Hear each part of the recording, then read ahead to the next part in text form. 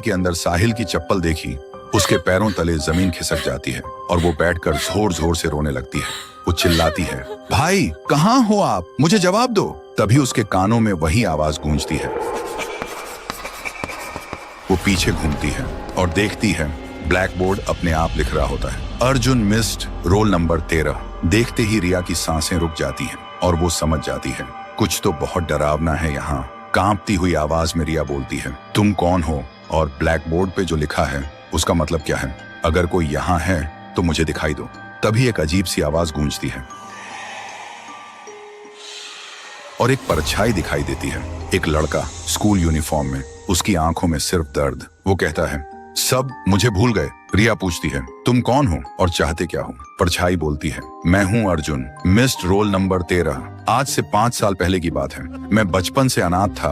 मेरे mummy papa मुझे अकेला छोड़कर चले गए थे।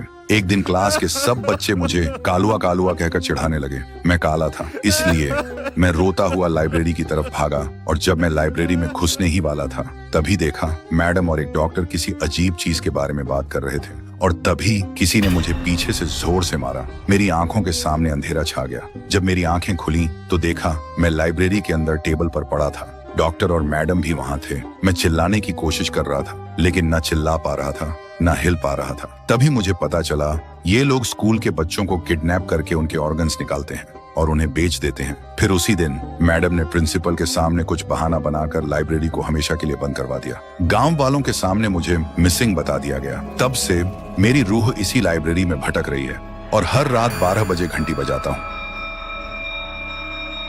बस इस उम्मीद में कि कोई आए, मेरी कहानी सुने और मुझे इंसाफ दिलाए। रिया की आंखों में आंसू आ जाते हैं। वो बोलती है, मैं तुम्हारा दर्द समझ सकती हूँ, लेकिन मेरे भाई ने क्या किया था? उसे क्यों गायब कर दिया? वो कहाँ है? अर्जुन बोलता है, तुम्हारा भाई बिल्कुल ठीक है। उस दिन जब मैं उसके सामने आया वो डर के मारे बेहोश हो गया था। अब वो तुम्हें लाइब्रेरी के एक कोने में एक सीक्रेट डोर है, उसके पीछे मिल जाएगा और वहीं मैडम के राज की असली फाइल भी है।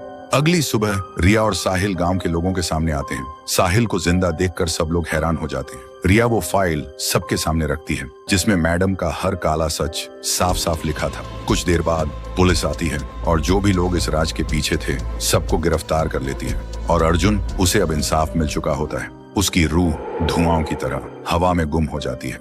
तो दोस्तों, अगर आपको ये कहानी पसंद आई हो और आगे भी ऐसी हॉरर सीरीज चाहिए हो तो कमेंट करो। एक गांव था, नाम था